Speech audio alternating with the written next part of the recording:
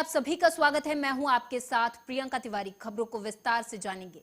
कर्नाटक के बेलगावी में गृह मंत्री अमित शाह जनसभा को संबोधित करते हुए कांग्रेस पर जमकर हमला बोलते हुए नजर आए। इस दौरान अमित शाह ने कांग्रेस पर तुष्टीकरण का आरोप लगाते हुए कहा कि कांग्रेस ने सालों तक भगवान राम को ताले में बंद रखा, लेकिन पीएम मोदी ने राम मंदिर का शिलान्यास किया। कांग्रेस ने अपने घोषणा पत्र में बजरंग बली का अपमान किया। इसके अलावा उनका एक बड़ा नेता बोलता है कि बजरंग बली की जन्मतिथि क्या है, आपके पास सर्टिफिकेट है? आप भी सुने। कांग्रेस पार्टी ने हमारे स्वतंत्र सेनानी वीर सावरकर को जेल में डाला था।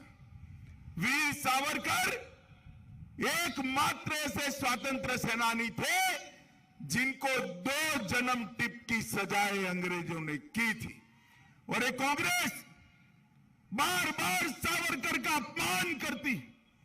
उनको इतिहास मालूम नहीं है। अरे राहुल बाबा, आप सावरकर जी का अपमान करते हो, 10 जन्म जिंदा रहोगे तो भी सावरकर के 10वें भाग जितना बलिदान नहीं दे पाओगे, नहीं दे। माताओं, भाइयों, बहनों, भारतीय जनता पार्टी ने वो वीर पुरुष की याद में सुवर्ण सौंग में उनकी तस्वीर लगाने का काम किया है, और मैं आज आनंद मामनी जी को भी श्रद्धांजलि प्रणाम करता हूं। मित्रों, आज मैं बेलगावी वालों के सामने आया हूं। मेरे 6 कार्यक्रम है। 6 बेलगावी की विधानसभा में मैं जाने वाला हूं। पूरा दिन आज यहां हूं, रात को भी बेलगावी में ही रुकने वाला हूं। गत चुनाव में आपने 18 में से 11 सीटें दी थी। अगर आपने 18 में से 18 दी होती तो भाजपा की पूर्ण बहुमत की सरकार बनती, और ये कांग्रेस और जेडीएस का अपवित्र गठबंधन न होता। आज मैं बेलगावी वालों को अपील करने आया हूं कि हमें पूर्ण बहुमत की सरकार दीजिए। मोदी जी के नेतृत्व में उत्तर कर्नाटक को कर्नाटक का सबसे विकसित क्षेत्र बनाने का काम ये भारतीय जनता पार्टी करेगी। आज मैं आपको कहने आया हूं कि एक डबल इंजन सरकार दीजिए जो मोदी जी के नेतृत्व में कर्नाटक को आगे बढ़ाए, और जब देना ही है तो भोले शंकर की तरह सब कुछ दे दीजिए। इस बार बेलगावी में 18 की 18 सीटें भारतीय जनता पार्टी की झोली में डाल दीजिए। मुझे बताओ भाई, आप बेलगांव वालों 18 की 18 सीटें भाजपा की झोली में डालोगे क्या? जोर से बोलो यार, डालोगे पक्का? अरे कांग्रेस वालों, पूरे देश को उनकी बर्थडे मालूम है। हनुमान जयंती की पूर्णिमा को बजरंग बली का जन्म हुआ था, और पूरा देश प्रभु श्री राम के अनन्य सेवक को, अनन्य भक्त को हनुमान जयंती के दिन उसका पूजन करता है। आपको मालूम नहीं है, क्योंकि आपको केवल और केवल तुष्टीकरण याद है। माताओं, भाइयों, बहनों, भारतीय जनता पार्टी ने पीएफआई पर बैन लगाया है। ठीक किया या नहीं किया, बताओ जरा जोर से भाई। पीएफआई पर बैन रहना चाहिए या नहीं रहना चाहिए? एक कांग्रेस पार्टी वाले कहते हैं हम आएंगे तो पीएफआई पर से बैन उठा लें। हम वोट बैंक की राजनीति नहीं करते, नहीं डरते। जो देश विरोधी काम करेगा जेल की सलाखों के पीछे चला जाएगा। देश के खिलाफ काम करने की किसी को इजाजत नहीं है। माताओं, भाइयों, बहनों, इन्होंने पीएफआई ने 2 मांगे रखी थी।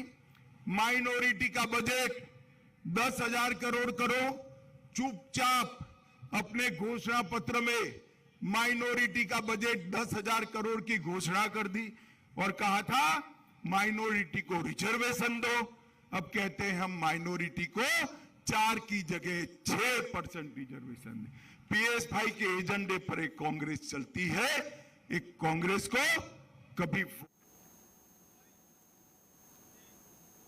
कर्नाटक विधानसभा चुनाव के लिए 10 मई को वोटिंग होगी, तो वहीं कांग्रेस अध्यक्ष मल्लिकार्जुन खड़गे ने जनसभा को संबोधित करते हुए कहा कि इस चुनाव में महंगाई, बेरोजगारी मुद्दे हैं, विकास नहीं हुआ, जनता को लूटा गया है। आप भी सुने।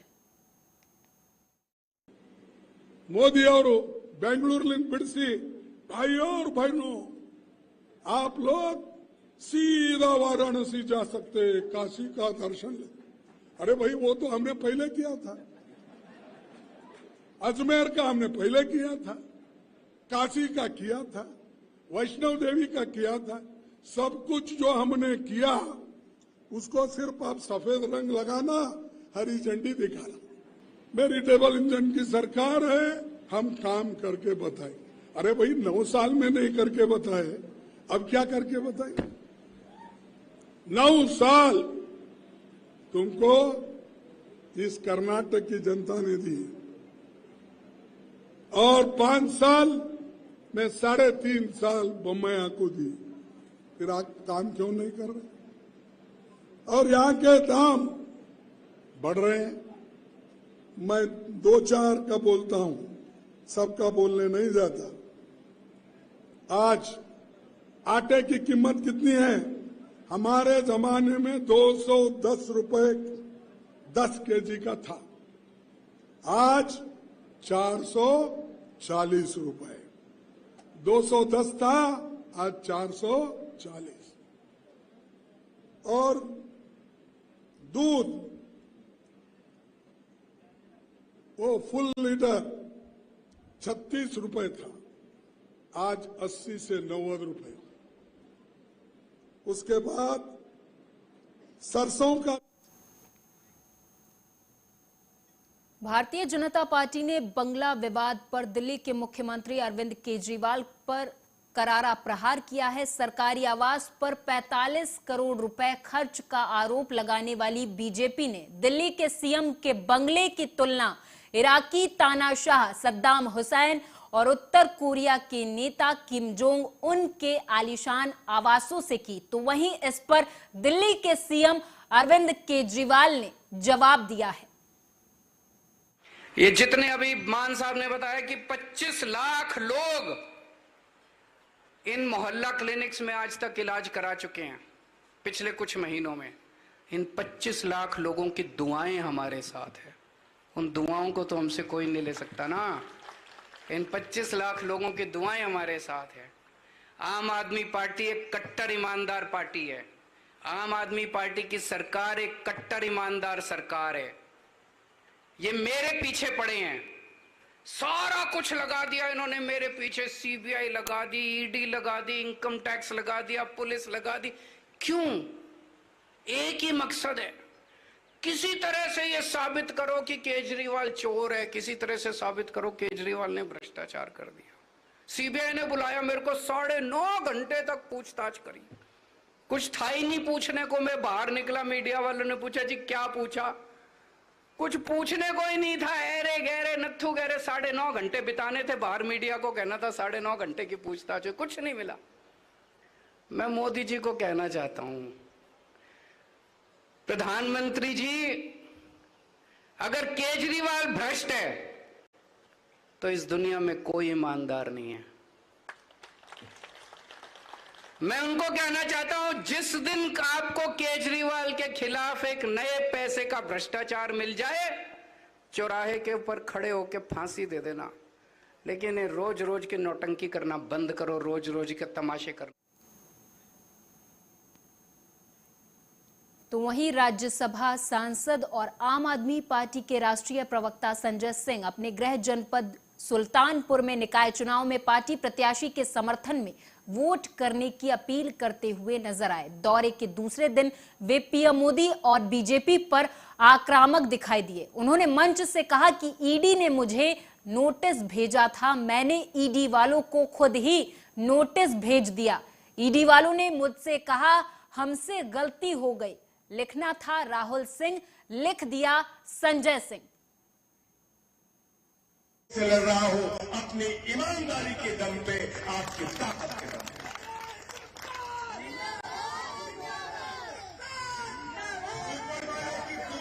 आशीर्वाद के दम पे। मेरा नाम फर्जी तरीके से ईडी वाले डाल रहे थे। ईडी सबको नोटिस भेजती है, आपके इस बेटे ने ईडी को मानहानि का नोटिस भेजा। मैंने ईडी को नोटिस भेजा, मैंने कहा बताओ कहां मैंने गलती की है, और अगर नहीं बता सकते तो माफी मांगो। कल ईडी वालों की चिट्ठी आ गई कि हमसे गलती हो गई संजय सिंह जी, लिखना था राहुल सिंह, लिख दिया संजय सिंह।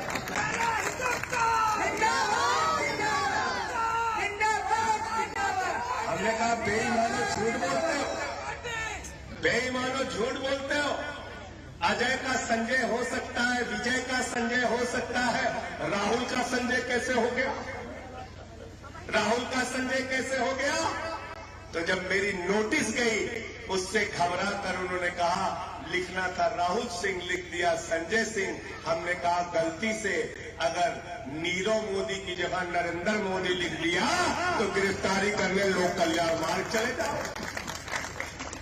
ऐसी गलती मत करो, ललित मोदी की जगह नरेंद्र मोदी लिख दो। गलती करनी है तो लिख दो नरेंद्र मोदी। इसलिए भाजपाइयों की बदल घुड़की से बिल्कुल डरना नहीं है, और याद रखना ये चंद पूंजीपतियों के इशारे पर नाचने वाली पंडरिया से ज्यादा भारतीय जनता पार्टी की कोई औकात नहीं है, मैं बताना चाहता हूं।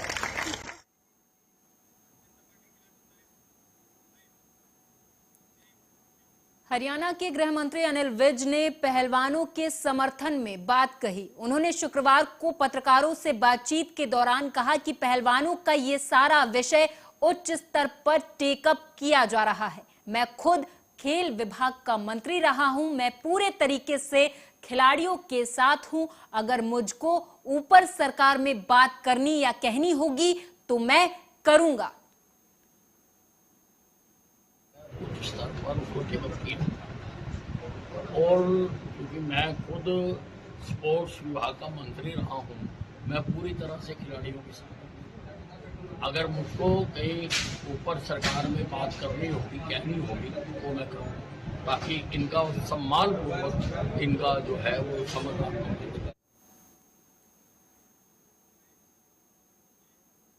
कर्नाटक के चिकमगलूर में एक जनसभा को संबोधित करते हुए उत्तर प्रदेश के सीएम योगी आदित्यनाथ ने कांग्रेस पर जमकर हमला बोला। सीएम योगी ने कहा कि जिन्हें एक भारत श्रेष्ठ भारत अच्छा नहीं लगता, वे पीएफआई जैसे संगठनों को उन्मुक्त कर समाज विरोधी गतिविधियों को आगे बढ़ाने का काम कर रहे हैं। राष्ट्रवाद के लिए समर्पित बजरंग दल को बैन करने की बात कर रहे हैं। बजरंग दल को बैन करने की बात कर कांग्रेस हिंदू आस्था के साथ खिलवाड़ कर रही है। हजारों वर्षों से कर्नाटक और उत्तर प्रदेश एक अनन्य भाव के साथ एक दूसरे के साथ जुड़े हुए हैं। एक दूसरे के साथ जुड़ करके एक भारत श्रेष्ठ भारत की परिकल्पना को साकार कर रहे हैं। लेकिन भाइयों बहनों, जिन्हें एक भारत श्रेष्ठ भारत अच्छा नहीं लगता, आज वे सभी कहीं न कहीं एक और कर्नाटक में पीएफआई जैसे संगठनों को उन्मुक्त करके समाज विरोधी और राष्ट्र विरोधी गतिविधियों को आगे बढ़ाने के लिए प्रोत्साहित करने का कार्य कर रहे हैं, और दूसरी ओर राष्ट्रवाद के लिए समर्पित अपनी सामाजिक सेवा के लिए जग विख्यात श्री हनुमान के अनन्य सेवक के रूप में बजरंग दल को बैन करने की बात करते हैं। बजरंग दल को रैंक करने का मतलब कांग्रेस के। असम के सीएम हिमंता बिस्वा शर्मा ने कर्नाटक के कोडागुडी में जनसभा को संबोधित करते हुए कांग्रेस पर जमकर हमला बोला। सीएम हिमंता ने इस दौरान कहा कि के शिवकुमार और सिद्धारमैया और टीपू सुल्तान के परिवार के हैं। सिद्धारमैया बोलते हैं कि टीपू सुल्तान की जयंती मनाएंगे। अगर आपको जयंती मनानी है तो पाकिस्तान और बांग्लादेश में जाकर मनाएं। अगर कांग्रेस दोबारा सत्ता में आई तो कर्नाटक पीएफआई की घाटी बन जाएगा। को मैंने बताना चाहता हूं कि आपने तो नाम पढ़ा है सिद्धारमैया जी, नाम पढ़ा है डीके सुल्तान, डीके शिव कुमार जी। एक्चुअली ये सारे लोग टीपू सुल्तान की ही वंश है, बाकी कुछ नहीं है। They are the family members of Tipu Sultan, बाकी कुछ नहीं है। मैं असम से आया हूं। मेरा असम में 17 टाइम्स मुगल हमको अटैक किया था, लेकिन मुगल कुड नॉट डिफीट अस। हम अनडिफीटेड रहा। और आज यहाँ आके मैं ये पवित्र भूमि को नमन करता हूँ। किस लिए? हमारे कोडाबा का लोगों ने भी टीपू सुल्तान को बार बार हराया था, 18-20 बार उनको हराया था। 80,000 लोगों ने कुर्बानी दिया था। आज सिद्धारमैया जी क्या बोलते हैं कि हम टीपू सुल्तान का जयंती मनाऊंगा। अरे टीपू सुल्तान का जयंती मनाना है पाकिस्तान में मनाओ, जाके बाकी बांग्लादेश में मनाओ, लेकिन इंडिया में टीपू सुल्तान का जन्म जयंती बनाने का तुम्हारा कोई अधिकार नहीं है। पहले ये बताओ, 80,000 लोगों का खून, जो जिसका कारण खून बह गया, उनका टेबल्यू अब कैसे रिपब्लिक डे में भेजा था? आज हमें भी उनको क्वेश्चन करना है। ये कौन सा आपका सेकुलरिज्म है? ये कौन सा आपका सेकुलरिज्म है? तो इसीलिए भाइयों और बहनों, शरद पवार के एनसीपी अध्यक्ष के पद से इस्तीफा देने के बाद महाराष्ट्र की राजनीति में काफी कुछ घटित हो रहा है। इसे लेकर लगातार बयानबाजी भी हो रही। अब शिवसेना यानी उद्धव ठाकरे गुट के नेता संजय राउत ने शरद पवार के इस्तीफे को लेकर कहा कि राजनीति में कुछ भी अचानक नहीं होता। बता दें कि शरद पवार ने हाल ही में अपनी आत्मकथा के विमोचन के अवसर पर एनसीपी के अध्यक्ष के पद पर छोड़ने का ऐलान कर सभी को चौंका दिया था। उठ जाते हैं कि शिवसेना को रोकने वाला अब तक पैदा नहीं हुआ है कोंकण में। खास करके ठाकरे परिवार से कोई भी नेता जाता है, उद्धव जी तो पार्टी के प्रमुख है, वो हमको नहीं रोक पाते तो उद्धव जी को क्या रोक पाएंगे? रोक कर दिखाइए।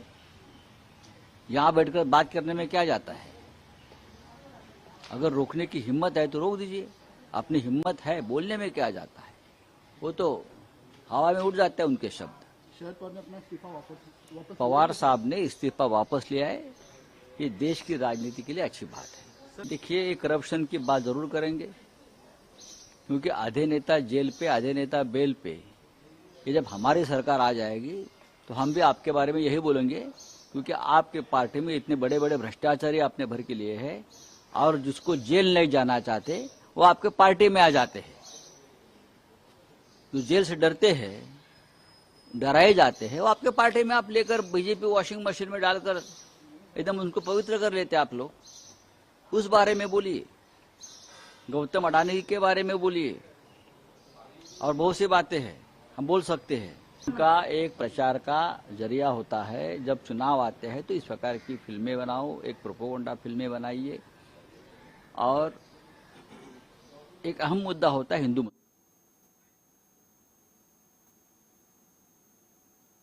जम्मू कश्मीर के उपराज्यपाल मनोज सिन्हा ने राजौरी एनकाउंटर में शहीद हुए सेना के 5 जवानों को श्रद्धांजलि दी। वहीं बारामूला के करहामा कुंजर इलाके में आतंकवादियों और सुरक्षा कर्मियों के बीच मुठभेड़ जारी है। एक लश्कर-ए तैयबा का आतंकी मारा गया है। G20 को लेकर सेना यहां अलर्ट पर है। तो वहीं रक्षा मंत्री राजनाथ सिंह आज जम्मू के राजौरी दौरे पर है। दरअसल शुक्रवार 5 मई को सुरक्षा बलों और आतंकियों से राजौरी के कंडी इलाके में हुई मुठभेड़ में 5 जवान शहीद हो गए थे। वहीं जम्मू कश्मीर के उपराज्यपाल मनोज सिन्हा ने राजौरी एनकाउंटर में शहीद हुए सेना के 5 जवानों को श्रद्धांजलि दी है। राजौरी में शुक्रवार को आतंकियों और भारतीय जवानों के बीच मुठभेड़ में भारतीय सेना के 5 जवान शहीद हो गए। हालांकि एनकाउंटर अभी भी जारी है। सेना की ओर से मिली जानकारी के अनुसार बता दें कि मुठभेड़ 24 घंटे से लगातार जारी है।